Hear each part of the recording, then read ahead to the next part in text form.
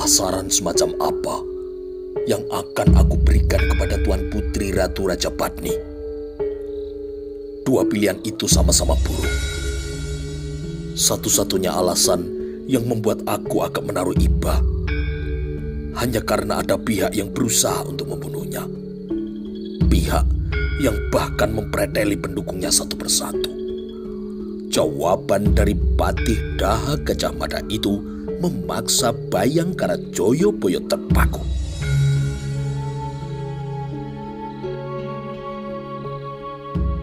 Kenyataan yang baru saja diketahui itu memang sangat mengagetkan. Kakang, lalu bagaimana dengan istri tua dari Raden Kudamerta? Apakah tidak sebaiknya Kakang menugasi orang untuk melacaknya? Gajah Mada kini berbalik dan memandang Joyoboyo. Sudah, aku telah meminta kepada Adi Bradabasu untuk mengawasi perempuan itu, dan bila perlu menggiringnya untuk menemuiku. Perempuan itu tidak boleh mengganggu. Ia tidak boleh mengganggu ketentraman rumah tangga dari Tuan Putri Tiawiyat. Harus ada jaminan perempuan itu pergi untuk selama-lamanya. Tidak perlu menugasi orang lain, karena boleh dikata selama ini Bradabasu berada pada jarak yang dekat dengan perempuan itu. Kau tidak perlu merisaukannya. Mencuat kini alis Joyoboyo. Bukan keterlibatan dari Bradabasu yang ternyata sudah cukup lama yang mengagetkannya, namun sikap Gajah Mada terhadap perempuan itu yang telah membuatnya resah. Jadi Kakang akan menyingkirkan perempuan itu? Gajah Mada termangu, namun ia tidak kunjung memberikan jawaban. Kakang, aku tidak sependapat jika Kakang berniat untuk menyingkirkannya. Mengapa? Perempuan itu tidak bersalah, Kakang. Ini bukan soal bersalah atau tidak. Sekarang kau bayangkan, apa yang terjadi kelak jika Tuan Putri Tiawiyat tidak memiliki keturunan? Bagaimana jika anak dari Raden Kudamerta dengan perempuan yang lain itu yang kemudian diangkat menjadi raja? Lagi pula, keberadaan perempuan itu akan sangat memalukan, di mana harkat kehormatan Sekar Kedaton yang menempati kedudukan sebagai istri kedua. Halayak tidak boleh tahu hal ini. Ibarat penyakit yang harus dibuang. Bila penyakit itu melekat pada tangan kiri, maka tangan kiri harus dipotong. Persoalannya memang tidak masalah bila yang mengalami hal itu adalah rakyat kebanyakan. Namun persoalan kali ini dialami oleh Tiawiyat, seorang Sekar Kedaton. Kalau kau sudah mempunyai istri, lalu membohongi perempuan lain, itu sama sekali tidak masalah. Karena kamu hanya memang seorang Joyoboyo yang tidak mempunyai pengaruh terhadap negara. Tetapi bayangkan, bila hal itu menimpa Tiawiyat, satu dari dua orang calon ratu yang akan memimpin negeri ini. Joyoboyo kini merasa resah. Namun dengan Raden Kudamerta memiliki istri yang lain selain Tiawiyat memang akan sangat mengganggu.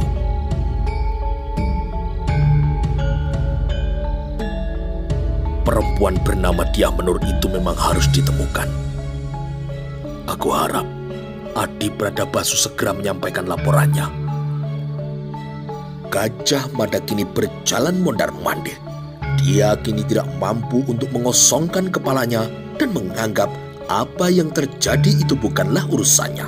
Tidak mungkin menganggap demikian karena bahkan Ratu Raja Patni telah memberikan tugas yang berat untuk membongkar masalah itu. Menghadapi musuh berkekuatan segelar sepapan mungkin akan jauh lebih mudah dilakukan daripada memberikan penilaian antara Sekar Kedaton Dyah Wiyat dan Sri Gitarya. Sementara di belakang dua nama Sekar Kedaton itu ada suami-suami yang telah menyembunyikan belangnya. Suami-suami yang ternyata bertopeng bermuka dua. Bahkan kalaupun topeng itu dibuka, mungkin masih menyembunyikan lapisan topeng yang lain.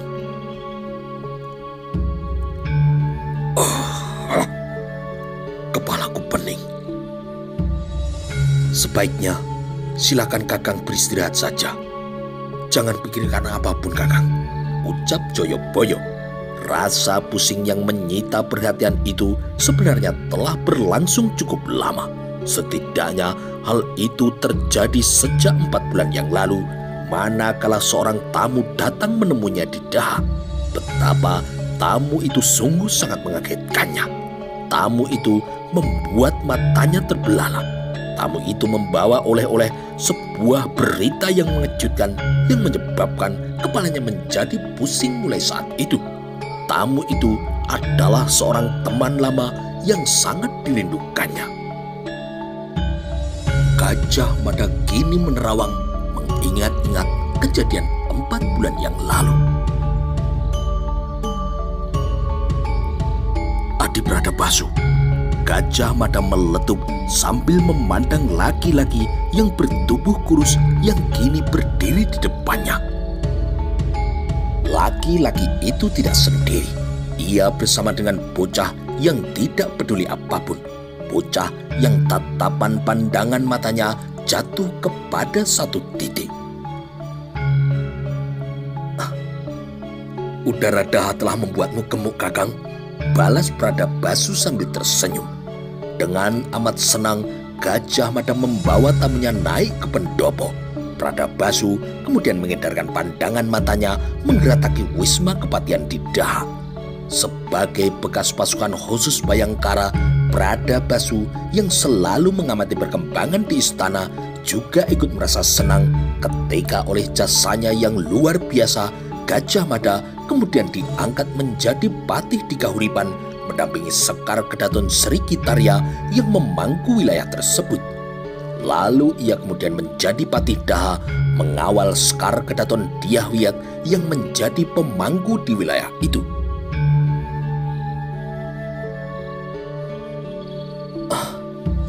Sudah berapa tahun kita tidak bertemu, Adi? Tanya Gajah Mada. Lama sekali, Kakang. Tetapi semua yang terjadi serasa baru kemarin saja. Kita membawa Tuanku Baginda ke Badender seperti baru kemarin saja. Gagak Bongol membunuh Maesha Kingkin juga seperti terjadi kemarin. Brada Basu kini menjawab. Gajah Mada kemudian memperhatikan bocah yang selalu melekat pada Brada Basu. Ini siapa, Adi? Anakku, Kakang. Lalu istrimu? Aku mengawini janda yang sudah memiliki anak. Jadi ini adalah anakku, Kakang. Jawaban Brada Basu yang seperti sekenanya itu telah membuat Gajah Mada tertawa. Gajah Mada kini membaca keadaan. Pembicaraan atas bocah itu agaknya tidak begitu menyenangkan tamunya. Bila semula Gajah Mada mengira Brada Basu berniat hanya untuk singgah, ternyata dugaan itu luput. Brada Basu ternyata mampir membawa sesuatu yang amat penting. Cerita tentang sepak terjang pemangku dua wilayah, yaitu wilayah Keta dan Sadeng, yang telah membangun kekuatan melebihi kebutuhannya, sungguh sangat mencuri perhatiannya. Akan tetapi cerita tentang jalinan asmara yang terjadi antara seorang perempuan yang bernama Dyah Menur dengan bangsawan Pamotan yang telah menyebabkan ia merasa tidak nyaman. Cerita itu sungguh sangat mengganggunya.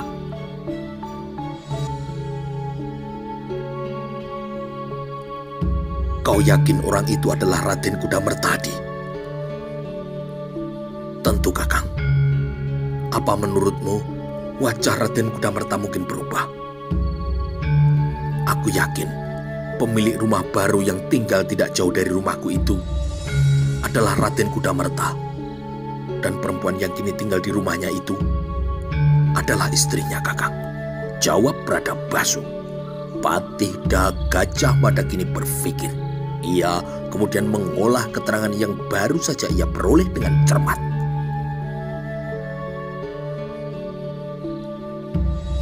Lalu, bagaimana kau bisa merasa yakin kalau perempuan itu adalah istrinya? Apa kau mendapat keterangan secara langsung dengan menanyai perempuan itu? Atau kau melihat lewat pandangan secara langsung mereka nampak mesra? Kalau hanya sekedar seperti itu, keteranganmu itu masih belum bisa diakui kebenarannya. Kalau aku laporkan temuan itu kepada Sekar Kedaton, ya kalau perempuan itu istrinya, kalau adiknya, apalagi menurut kabar yang aku terima, Raden Kudamerta memiliki adik perempuan. Sudah berapa lama Adi mengamati mereka? Alasan yang dikemukakan oleh Gajah Mada itu membalik keadaan dan memaksa sang tamu untuk berpikir. Baru 2 hari, Kakang. Setelah melihat mereka, aku langsung memutuskan untuk menemui Kakang, jawab Bradabasu. Baru 2 hari. Dalam 2 hari itu, apakah kau sudah berhasil menyimpulkan mereka mempunyai hubungan khusus sebagai suami istri? Bradabasu kini berpikir, keningnya berkerut meskipun wajahnya tertuju ke arah lain.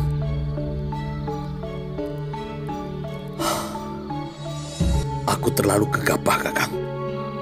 Aku belum melakukan penyelidikan sejauh itu. Kakang benar. Bisa saja perempuan itu adalah adiknya. Ya, namun demikian, tidak ada salahnya Adi menelusuri temuan itu. Apa yang Adi lihat itu merupakan hal yang penting. Raden Kudamerta adalah benar-benar lelaki yang tidak tahu diri bila ia berani menyembunyikan rahasia semacam itu. Baik, Kakang. Lain kali, aku akan bekerja dengan lebih cermat.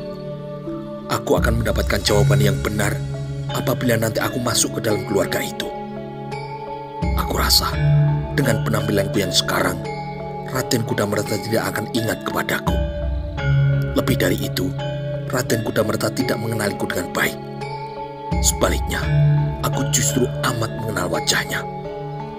Sejak pertemuannya dengan mantan Bayangkara Bradabasu itu, Patih Daha Gajah Mada menyanggah beban rahasia yang telah memusingkan kepalanya. Meskipun ia telah meminta Bradabasu untuk meyakinkan kembali apa yang telah dilihatnya, hati kecilnya merasa yakin bahwa perempuan itu adalah istri dari Raden Kudamerta. Dugaan yang kini telah terbukti benar. Laporan Bradabasu itu benar. Raden Kudamerta telah menjadi suami dari perempuan lain dan telah menjadi seorang ayah ketika mengawini Sekar Kedaton Dyah Wiyat. Gajah Mada kemudian mengakhiri kenangannya pada pertemuan itu dengan memandang Joyoboyo sambil mendelik.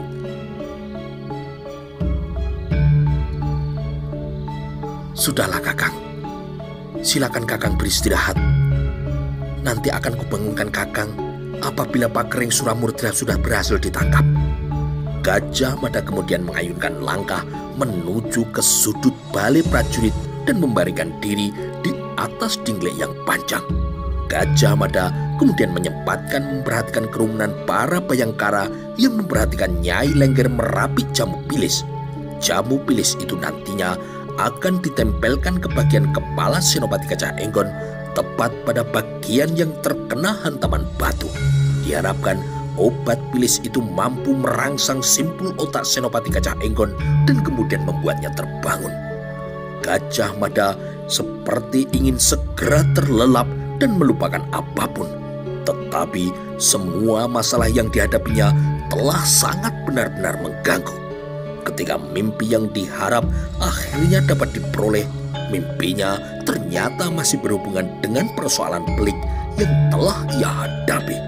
Di wilayah mimpi itu, Gajah Mada memimpin pasukan segelar sepapan untuk menangkap Pakering Suramurta. Namun Pakering Suramurta benar-benar orang yang sangat sakti.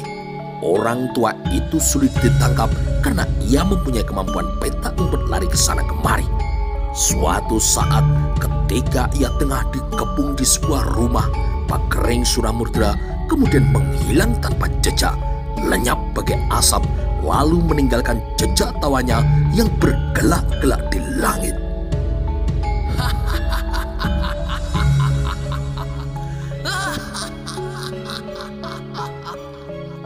Sementara itu, Patih Amangkubumi Aryatadha terkejut ketika hari masih pagi.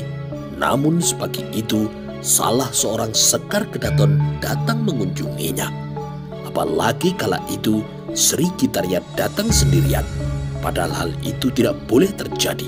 Kemanapun Tribuana Tunggadewi pergi, ia harus dikawal oleh prajurit. Namun dengan segera Patih Amangkubumi melihat penampilan dari Sri Gitarya memang sedemikian rupa dengan cara berpakaian yang sederhana, dan tidak akan ada orang yang mengira bahwa ia adalah Sekar Kedaton.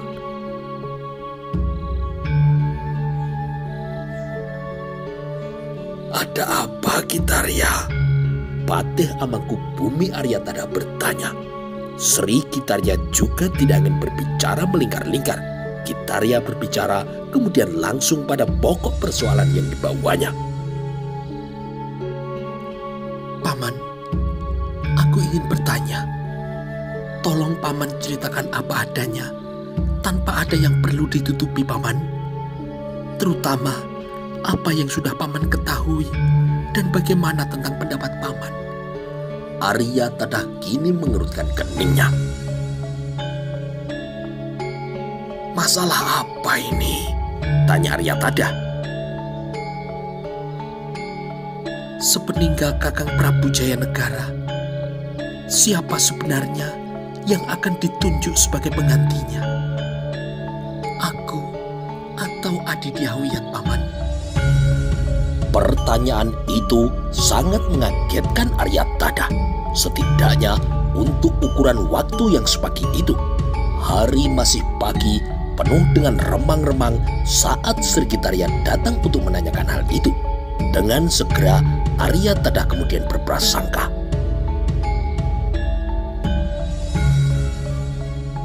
"Apakah suamimu semalam mengajakmu berbincang soal itu?" tanya Aryatadha langsung mengurai prasangka itu. Sri Gitarya kini menggeleng lunglai. Amat terlihat dari permukaan wajahnya, Sri Gitarya sedang berusaha kuat menguasai diri, jangan sampai ia menitikkan air mata. "Lalu, jawab dulu pertanyaanku, Paman." Aryatadha yang semula masih berdiri kemudian duduk menempatkan diri di depan tamu kesayangannya. Dipandangnya Sekar Kedaton bersama dengan rasa penasaran yang sangat membuatnya cemas. "Kamu yang akan ditunjuk, Gitarya," jawab Aryatadha. "Aku, Paman?" "Ya." Sri Gitarya kini termangu.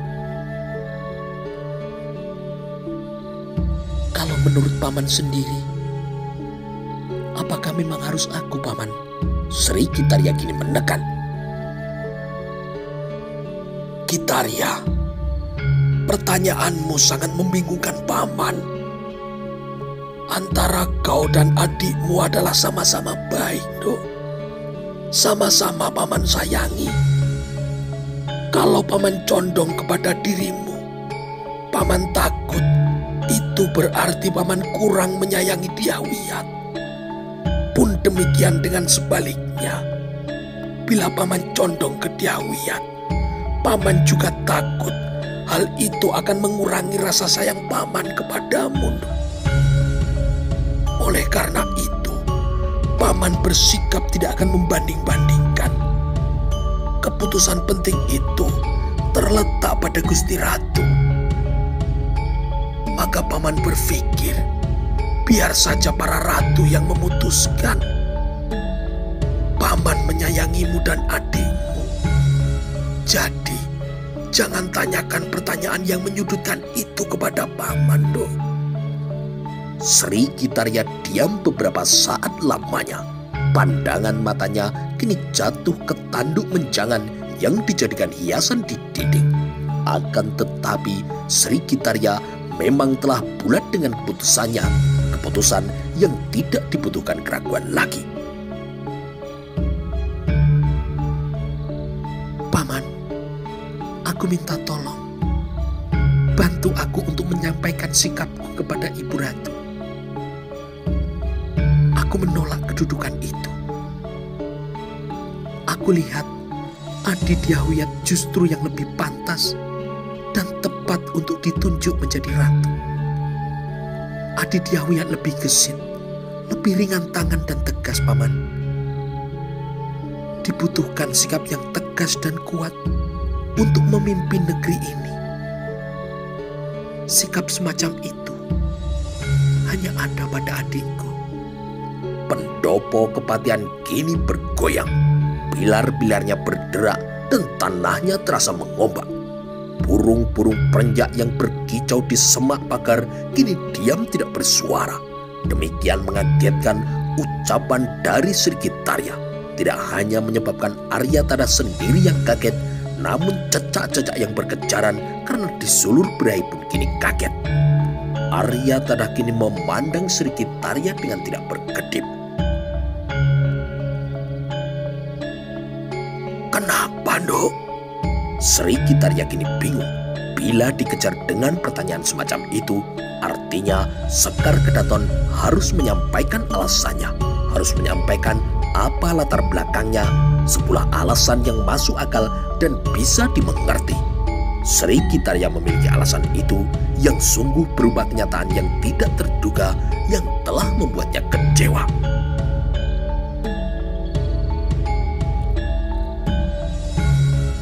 Pembunuhan-pembunuhan yang terjadi dimulai bersamaan dengan mangkatnya Sang Prabu, Paman.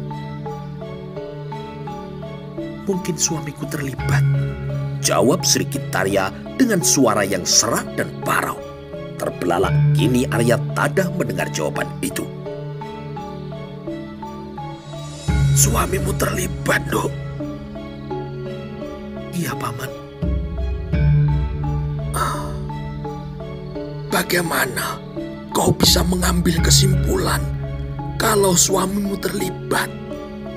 Sri Kitarya kini mengumpulkan kekuatan untuk tetap tenang. Namun air mata yang semula ditahan itu akhirnya bergulir pula. Aryatada terkejut melihat Sri Kitarya menangis dan melihat kenyataan yang tidak terduga itu.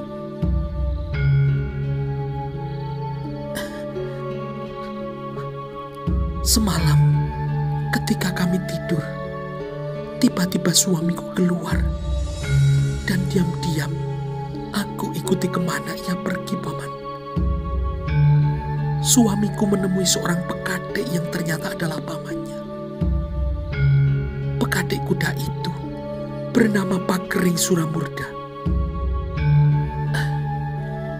Orang itulah yang telah menjadi dalang, baik langsung maupun tidak langsung, Paman. Sri Kitarya menjawab sambil mengusap air matanya. Aryatada kini benar-benar terhanyak. Aryatada amat berharap Sekar Kedaton Sri Kitarya akan menemukan kebahagiaan dengan bersuamikan Raden Cakradara. Namun baru sejengkal perjalanan hidupnya, suaminya ternyata telah menyembunyikan masalah. Ceritakan dengan lebih rinci. Dengan jelas Sri Kitarya kemudian menuturkan apa yang didengar dan dilihatnya secara langsung. Bagaimana suaminya bertemu dengan Kamel yang bernama Pakering Suramurda, yang dengan demikian membuka dengan jelas apa yang telah terjadi. Patih Aryatada yang menyimak penuturan dari Sekar Kedaton itu segera teringat kepada apa yang disampaikan oleh Patih Daha Gajah Mada. Ternyata peringatan itu benar adanya. Bahkan Sekar Kedaton Sri Kitarya merasa sebaiknya tidak menerima kedudukan sebagai ratu.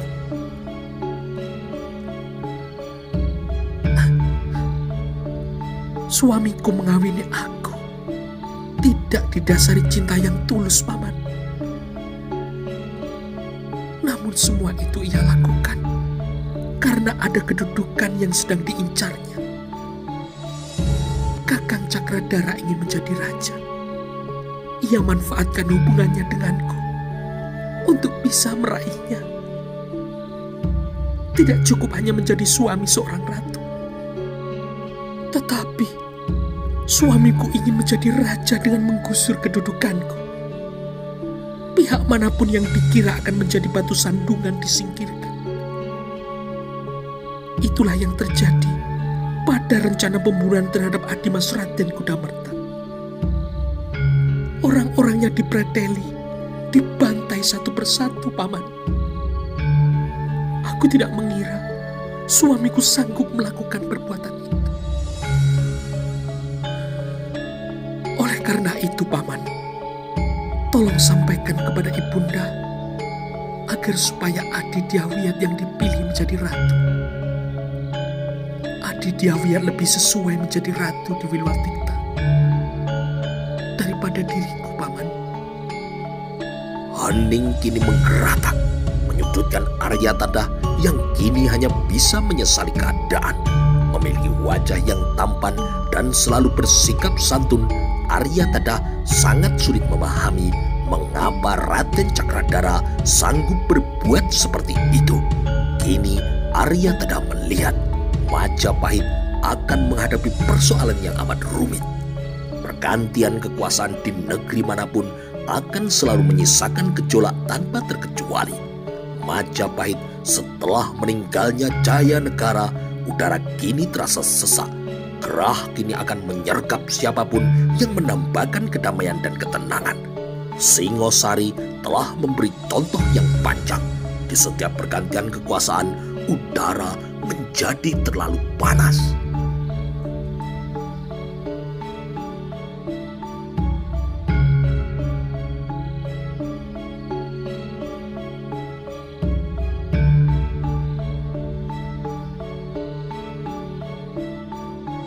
Pagi yang datang berikutnya adalah pagi yang sangat sejuk. Jejak udara cerah semalam dengan langit yang tanpa mendung selembar pun kini berubah menjadi pagi yang dingin. Kabut bahkan melayang-layang di mana-mana menipiskan jarak pandang. Namun pagi itu pula yang telah mengagetkan Gajah Mada saat ia terbangun dari tidur pulasnya karena ia kini tidak menemukan Gajah Enggon.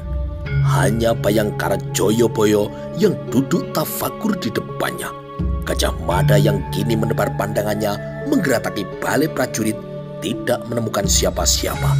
Pembaringan yang digunakan oleh Gajah Enggon kini juga telah kosong. Mana Gajah Enggon? Tanya Gajah Mada dengan amat kaget dan terlihat cemas. Gajah Enggon kini memang tidak ada. Tuan Putri Ratu Rajapani Biksuni telah memerintahkan Senopati Gajah Enggon dipindahkan ke Bangsal Gringsing. Tuan Putri Gayatri berpendapat Senopati Gajah Enggon harus mendapatkan perawatan yang memadai. Gajah Mada kini terheran-heran. Kenapa aku tidak mendengar apa-apa? Joyoboyo kini tersenyum. Karena aku yang meminta pemindahan itu tidak menimbulkan suara apapun, Kakang. Aku mengancam mereka dengan hukuman mati apabila sampai pemindahannya itu mengganggu istirahat dari Kakang, jawab Joyoboyo. Gajah Mada kini termangu. Kenapa aku tidak dibangunkan? Joyoboyo tertawa. Kakang butuh istirahat untuk mendapatkan kesegaran. Gajah Mada kini bangkit dan meliukkan tubuh untuk melemaskan pikiran sambil mengedarkan mata mengelilingi pendopo balai prajurit yang sepi itu. Tidak ada seorang pun yang kini terlihat. Patih dah Gajah Mada merasa setelah tidurnya yang pulas, kini badannya terasa segar dan pikirannya juga terasa bugar.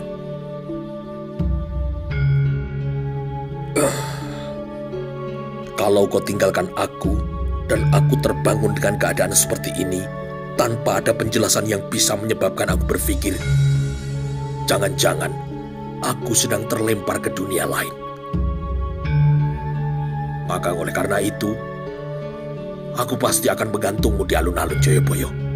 Joyoboyo kini tertawa terkekeh. Gajah Inggon bagaimana? Apakah ia belum siuman? Belum, Kakang. Belum ada perubahan apapun pada Kakang Gajah Inggon.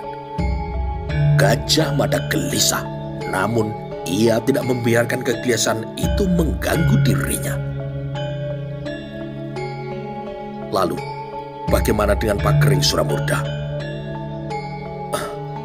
Orang itu mungkin sudah tahu jati dirinya sudah kamanungsan, Kakang. Ia minggat tidak berani kembali. Prajurit yang kutugasi membayangi ke Gemak Truntung melihat abdi dalam yang ditugasi oleh Raden Cakradara itu juga kembali tanpa hasil. Sebagaimana yang aku dengar, pintu satu-satunya untuk menangkap Pak Kering Suramurda hanyalah menunggu tengah malam nanti. Di alun-alun ketika Raden Cakradara akan bertemu dengan orang itu. Aku telah merencanakan penyergapannya. Gajah Mada kini termangu. Bagaimana pertemuan itu bisa terjadi kalau Gemak Truntung tidak berhasil bertemu dengan Pak Kering Suramurda? Kalau ia tidak berhasil bertemu, berarti ia tidak bisa menyampaikan pesan dari Raden Cakradara. Joyoboyo bukannya tidak melihat hal itu. Ya, namun pasti ada cara bagi Raden Cakradara untuk berhubungan dengan Pak Kering Suramurda. Kalau Gemak Truntung tidak berhasil, Raden Cakradara pasti tahu kemana atau bagaimana cara berhubungan dengan orang itu. Gajah Mada kini membenarkan pendapat dari Bayangkara Joyoboyo sambil melepas pandangan matanya ke jalan di depan balai prajurit. Gajah Mada menjuatkan alis ketika melihat orang yang berjalan berbondong-bondong dengan bergegas-gegas. Ada apa itu Joyoboyo? Akan kemana mereka? Tanya Gajah Mada. Mereka adalah para kawulo yang terpanggil nuraniya, Kakang. Mereka memenuhi panggilan dari Kakang Gagak Bongol untuk datang ke makam Ontowulan. Joyoboyo kini menjawab. Geliat rakyat yang tengah melintas balai prajurit itu menjadi gambaran betapa besar rasa cinta mereka kepada rajanya. Tua, muda berdatangan bersatu padu ke Ontowulan. Berita tentang pencandian itu telah menyebar ke segala penjuru.